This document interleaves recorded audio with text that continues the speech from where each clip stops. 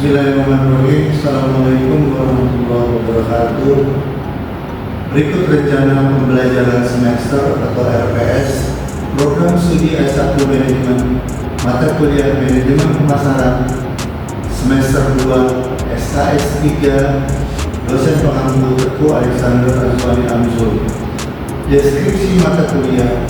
Mata kuliah ini membahas konsep dasar manajemen pemasaran yang berisi deskripsi tentang pemasaran dan manajemen pemasaran, perilaku konsumen dalam pengembangan strategi pemasaran, serta bauran pemasaran yang biasa terjadi, bentuk distribusi dan cara promosi yang biasa dipakai, sistem lingkungan dan strategi pemasaran dalam persaingan bisnis, sampling, publisitas, distribusi, segmentasi, produk pasar, dan penentuan posisi produk serta produk dan harga yang ada di manajemen pemasaran. Capaian pembelajaran program studi yang dibulankan pada mata kuliah menunjukkan sikap yang mengerti apa yang dimaksud dengan pemasaran dan manajemen pemasaran, dan mengimplementasikan ilmu pemasaran yang telah diterima dalam kehidupan. Kemampuan akhir yang diharapkan: mahasiswa mampu mengetahui pemasaran dan manajemen pemasaran, menjelaskan produk yang ada di manajemen pemasaran. Mahasiswa mampu mengimplementasikan cara sampling, publisitas, distribusi yang biasa dipakai, dan memecahkan masalah pada beberapa sistem lingkungan dan strategi pemasaran dalam persaingan bisnis. Mahasiswa mampu menjelaskan segmentasi, produk pasar, dan penentuan posisi produk, menganalisa konsep dan studi perilaku konsumen dalam pengembangan strategi pemasaran, serta bauran pemasaran yang biasa terjadi. Metode penilaian: tugas dan kehadiran sebesar 40%, UTS sebesar 30%, dan UAS sebesar 30%. Daftar referensi: Philip Kotler 2020 Manajemen Pemasaran edisi ke-11 PT Indeks Kelompok Gramedia. Vicky W. Vivi Ronald J. Albert 2018 Bisnis edisi ke-8 Jakarta. Kunto Delianti 2020 Manajemen Pemasaran Modern edisi ke-12 Yogyakarta. Jadwal pembelajaran: minggu pertama, kemampuan akhir yang diharapkan dari mahasiswa adalah mampu mengetahui pemasaran dan manajemen pemasaran, bahan kajian atau pokok bahasan berupa pengertian pemasaran dan manajemen pemasaran, dan perkembangan disiplin ilmu manajemen pemasaran. Minggu kedua sampai minggu ketiga, kemampuan akhir yang diharapkan: mahasiswa mampu menjelaskan produk yang ada di manajemen pemasaran dan metode pembelajaran yang diberikan berupa: pertama, ceramah; kedua, pembelajaran kolaboratif; ketiga, belajar mandiri. Di minggu keempat sampai kelima, kemampuan akhir yang diharapkan: mahasiswa mampu menjelaskan mengenai harga yang ada di manajemen pemasaran, pengalaman belajar: pertama, membuat tugas; kedua, menyusun paper; dan ketiga, mengerjakan soal latihan. Minggu ke-6 dan ke-7, kemampuan akhir yang diharapkan: mahasiswa mampu mengimplementasikan berbagai bentuk distribusi yang biasa dipakai. Indikator kriteria penilaian adalah: pertama, ketepatan menjawab evaluasi hasil identifikasi kasus; kedua, ketepatan waktu menyelesaikan tugas; ketiga, kemampuan atau ketepatan komunikasi. Minggu ke-8 dan ke-9, kemampuan akhir yang diharapkan: mahasiswa mampu mengimplementasikan cara promosi yang biasa dipakai, bahan kajian berupa penerapan strategi dasar promosi, penerapan perpaduan promosi dan metode promosi, atau bauran promosi atau promotion mix. Di minggu ke-10 sampai minggu ke-11, kemampuan akhir yang diharapkan: mahasiswa mampu memecahkan masalah pada beberapa sistem lingkungan dan strategi pemasaran dalam persaingan bisnis. Metode pembelajaran: pertama, buka ceramah; kedua, diskusi kelompok; ketiga pembelajaran kolaboratif, ketiga team based project, dan kelima belajar mandiri. Di minggu ke-12 sampai minggu ke-13, kemampuan akhir yang diharapkan mahasiswa mampu menjelaskan mengenai segmentasi produk pasar dan penentuan posisi produk. Indikator atau kriteria yang dilihat adalah pertama, ketetapan menjawab soal tes tulis, yang kedua, ketepatan waktu penyelesaian tugas, dan ketiga, kemampuan atau ketepatan komunikasi. Di minggu ke-14, kemampuan akhir yang diharapkan dari mahasiswa mampu menganalisis konsep dan studi perilaku konsumen dalam pengembangan strategi pemasaran serta bauran pemasaran yang biasa terjadi. Pengalaman belajar, membuat tugas, menyusun paper, dan ketiga, presentasi. Tugas-tugas yang harus diselesaikan mahasiswa pertama adalah tugas individu atau mandiri, membuat makalah yang menjelaskan setiap topik-topik bahasa dengan sumber bacaan yang berbeda. Kedua, tugas kelompok, menyelesaikan suatu kasus terkait topik kelompok sebagai pengalaman belajar untuk mempertajam capaian pembelajaran pokok bahasa atau bahan kajian. Catatan, proses pembelajaran harus dilaksanakan secara interaktif, inspiratif, menyenangkan, menantang, dan memotivasi mahasiswa untuk berpartisipasi aktif serta memberikan kesempatan atas prakarsa kreativitas dan kemandirian sesuai dengan bakat, minat, dan perkembangan fisik serta psikologis mahasiswa, termasuk mahasiswa berkebutuhan khusus. Yang kedua, proses pembelajaran secara umum dilaksanakan dengan urutan. Pertama, kegiatan pendahuluan merupakan pemberian informasi yang komprehensif tentang rencana pembelajaran beserta tahapan pelaksanaannya, serta informasi hasil asesmen dan umpan balik proses pembelajaran sebelumnya. Kedua, kegiatan inti merupakan kegiatan belajar dengan menggunakan metode pembelajaran yang menjamin tercapainya kemampuan tertentu yang telah dirancang sesuai dengan kurikulum. Dan terakhir, kegiatan penutup merupakan kegiatan refleksi atas suasana dan capaian pembelajaran yang telah dihasilkan serta informasi tahapan pembelajaran berikutnya. Demikian, terima kasih. Billahi taufiq wal hidayah. Assalamualaikum warahmatullahi wabarakatuh.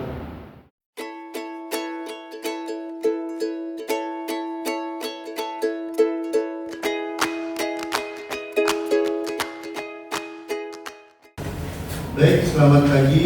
Assalamualaikum warahmatullahi wabarakatuh. Waalaikumsalam warahmatullahi wabarakatuh. Kita bertemu lagi pada mata kuliah manajemen pemasaran pada hari ini. Bagaimana kabar kalian sekalian? Alhamdulillah. Oke. Baik, sebelum saya mulai perkuliahan pada hari ini, ada yang masih ingat mata kuliah kita yang minggu lalu? Mengenai apa?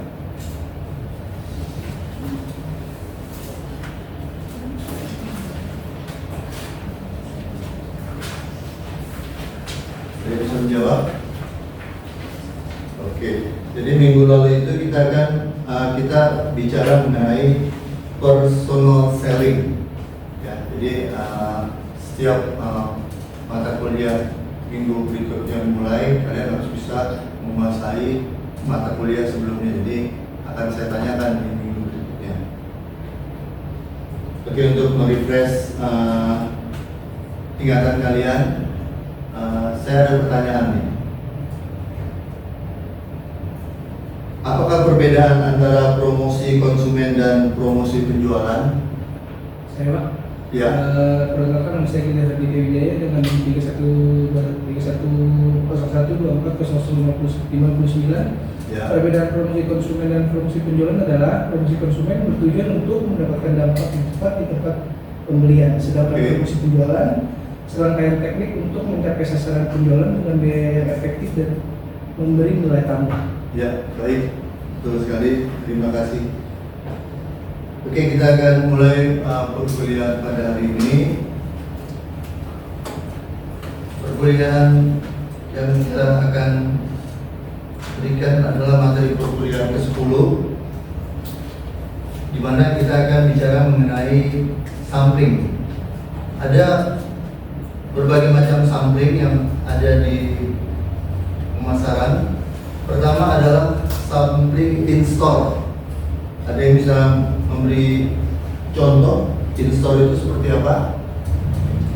In-store itu untuk kosmetik dan makanan.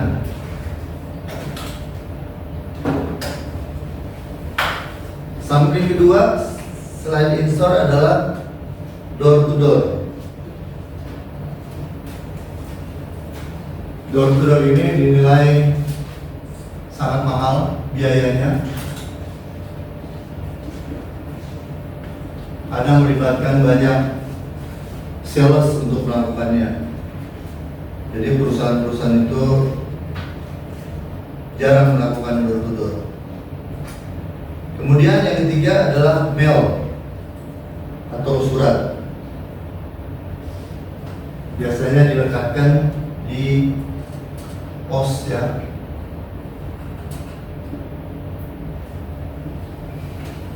Itu sampai ke rumah-rumah dengan cara mail. Yang keempat samplingnya adalah newspaper atau koran. Dan dari newspaper ini biasa konsumen dia melapor kalau sudah terima sampling yang diberikan. Yang kelima, macam-macam sampling adalah on package. On package itu kalau kita belanja di mall itu ada beli deterjen, hadiahnya sabun colek yang kecil gitu ya.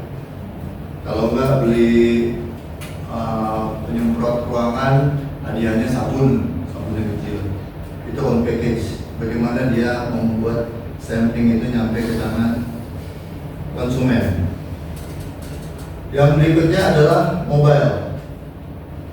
Mobile ini sekarang banyak karena lagi apa sekarang di Monas, di Kemayoran, PRJ, kan Raya Jakarta. Dia banyak dengan mobile, kalau nggak di mall banyak juga.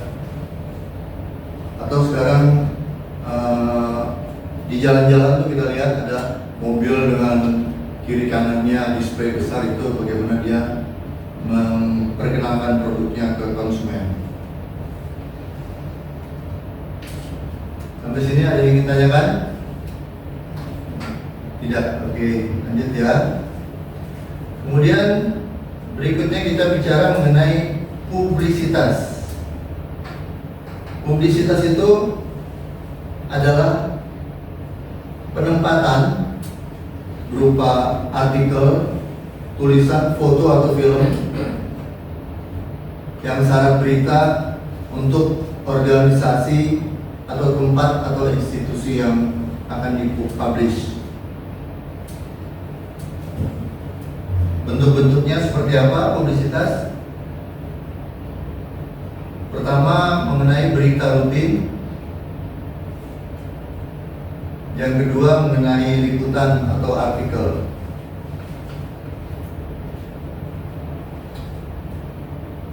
Berita rutin biasa kita lihat di Google News kan, publisitas bagaimana satu organisasi atau institusi itu mempublish.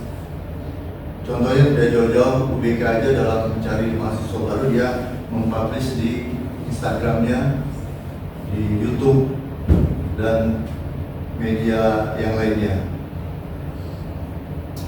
Dan artikel atau liputan biasa kalau tiap pagi kita lihat di SCTV ada liputan 6, karena mulainya jam 6, itu berbagai macam liputan yang berhasil diliput oleh reporter TV tersebut. Baik, sebelum saya lanjutkan, ada yang ingin ditanyakan?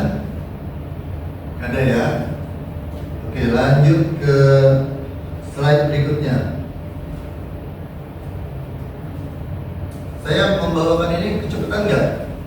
Bukan ya. Saya bilang kalau ada yang kurang mengerti.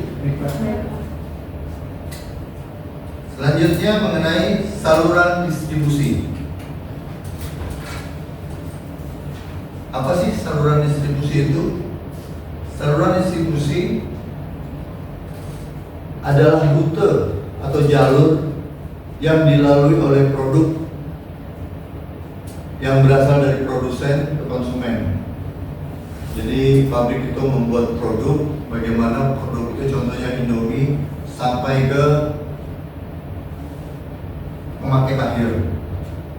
Misalnya kalau Indomie yang baru itu dia sebelum launching, sebelum didistribusikan dia promo dulu. Misalnya Indomie selera Nusantara. Jadi distributornya itu jalan dulu, dia masukin barangnya ke Alfamart, Indomaret, sudah terisi semua baru dipublish. Maksudnya apa? Pada saat publikasi itu seorang di rumah nonton TV liatin, wah ini Indomie selera Nusantara, rasa cakalang gitu kan, dia dari Indonesia Timur, ingin memakan, dia buru-buru ke Indomaret atau Alfamart, barangnya udah tersedia. Jangan sampai kebalikan, udah dipublish sedemikian rupa saluran distribusinya tidak jalan. Jadi pada saat konsumen ingin membeli atau merasakan produk tersebut tidak ada, dia tidak bisa dapat. Jadi saluran distribusinya yang jalan duluan. Apa sih fungsi dari saluran distribusi? Ada dua fungsi. Yang pertama adalah menciptakan nilai tambah produk. Jadi pada saat dia sampai di pabrik, produknya harganya X. Pada saat didistribut ke Indomaret, Alfamart, produknya itu harus X plus 1 atau X plus 5. Karena nilai tambah produk itu akan terjadi apabila telah didistribusikan. Fungsi yang kedua dari distribusi, memperlancar arus saluran pemasaran secara fisik dan non fisik. Jadi jelas ya, kalau sudah didistribusikan, jadi bisa kita rasakan keberadaan dari produk tersebut.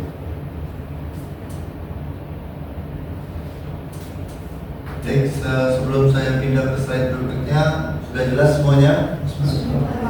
Ya.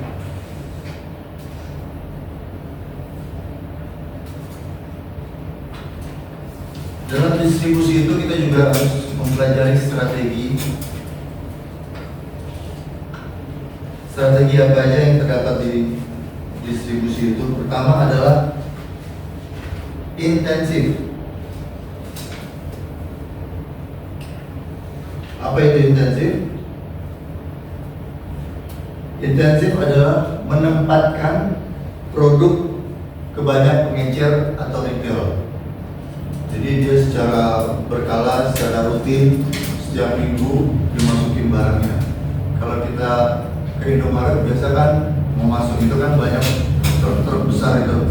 Nah itu laporan dari Indomaret yang bersangkutan bahwa produk tersebut sudah habis, masuk ke kantor pusatnya, langsung mereka deliver untuk mengisi rak yang kosong itu. Jadi secara terus-menerus strategi distribusi itu dilakukan. Yang kedua adalah selektif. Maksudnya selektif adalah produk pada pasar tertentu untuk beberapa distributor atau pengecer suatu daerah. Jadi dia benar-benar selektif memberikan produk-produk itu untuk pengecer-pengecer tertentu. Biasanya sih kalau barang-barang yang laku terjual itu banyak ada di kota besar, kabupaten, kota madya. Itu yang paling banyak dia masukkan barang-barang. Dan yang ketiga adalah eksklusif. Strategi distribusi eksklusif maksudnya satu produk untuk satu atau dua distributor suatu daerah. Jadi benar-benar barang tersebut yang istilah sekarang tidak kaleng-kaleng, dia benar-benar masukkan ke bukan ke Alfamart tapi ke Alfamidi yang lebih besar lagi. Jadi itu barangnya lebih lengkap, lebih bagus. Itu strategi dari distribusi. Baik, sampai sini ada yang ingin tanyakan? Tidak ada, sudah jelas ya? Oke, lanjut ke slide berikutnya mengenai efisiensi saluran distribusi. Di sini ada 3 juga efisiensi saluran distribusi. Yang pertama adalah fungsional. Maksudnya fungsional di sini, perantara lebih bagus dalam memasarkan produk daripada perusahaan karena spesialisasi. Contohnya tadi mie ya. Jadi Indofood sukses makmur, pembuat Indomie itu bukan dia yang memasarkan atau mendistribusikan mie tersebut. Ada perusahaan lain di bawah Indofood sukses makmur. Jadi benar-benar spesialisasinya hanya untuk mengantarkan mie tersebut. Jadi benar-benar spesialisasinya terjaga. Yang kedua, selain fungsional adalah skala operasi. Maksudnya apa? Bermanfaat besar jika membeli banyak, disimpan, dan dibagi dalam porsi kecil. Saluran distribusi itu kan pertama dari agen besar ke agen kecil, pengecer, warung. Jadi pada agen besar itu dia jumlahnya besar, mie-nya itu mungkin dalam 10-20 peti gitu kan, masuk ke bawahnya lagi dalam berapa kardus, turun ke bawah lagi ke warung udah 1 kardus, 2 kardus gitu kan. Nah itu skala operasinya lama-lama mengecil. Terakhir adalah transaksi. Apa yang dimaksud dengan transaksi? Membeli produk dari berbagai pemasok, disimpan, kemudian dilakukan promosi, menawarkan berbagai alternatif produk ke konsumen. Ini yang dilakukan oleh agen-agen besar. Jadi pada saat dia terima, dia akan melakukan promosi kembali. Contohnya kendaraan. Jadi kalau kalian punya motor, dari Honda Astra Motor mengirimkan ke dealer itu yang melakukan promosi. Bisa jadi mereka fotokopi kertas pinggir jalan yang ramai lewatin motor, dibagi selembar gitu kan, harga Honda per 1 Juli berapa gitu. Biasa kalau kebanyakan sih cewek ya. Kenapa cewek? Karena ya, yang mencuri perhatian kan wanita. Kalau di pinggir jalan pakai menor gitu kan, silakan. Ya pasti ada lah motor yang berhenti. Kalau yang cowok mungkin motor perempuan kali ya. Baik, sampai sini ada yang ditanyakan? Tidak ada? Oke, kalau tidak ada, sekarang saya mau menanyakan kepada kalian dari hasil yang saya utarakan pada hari ini. Kira-kira ada yang tahu materi-materi apa saja yang saya telah berikan? Siapa yang bisa menjawab? Izin jawab, Pak. Ya, silakan. Saya Dia Tani dengan NIM 3101240005. Oke. Seperti yang sudah Bapak jelaskan tadi, materi hari ini ada 3, yaitu mengenai sampling, publisitas, dan distribusi. Ya. Termasuk saluran, fungsi, strategi, dan efisiensi saluran distribusi. Oke, baik, betul sekali. Jadi jangan lupa untuk dipelajari materi perkuliahan pada hari ini di pertemuan minggu depan seperti tadi saya akan refresh lagi. Jadi jangan sampai rekan-rekan mahasiswa lupa mata kuliah sebelumnya apa, jadi bisa di refresh. Nanti pada saat ujian kalian bisa lebih mudah menjawab pertanyaan-pertanyaan yang saya berikan. Oke, sebelum saya akhiri perkuliahan pada hari ini, ada yang ingin tanyakan? Tidak ada. Oke, terima kasih banyak pertemuan pada hari ini. Assalamualaikum warahmatullahi wabarakatuh. Waalaikumsalam warahmatullahi wabarakatuh.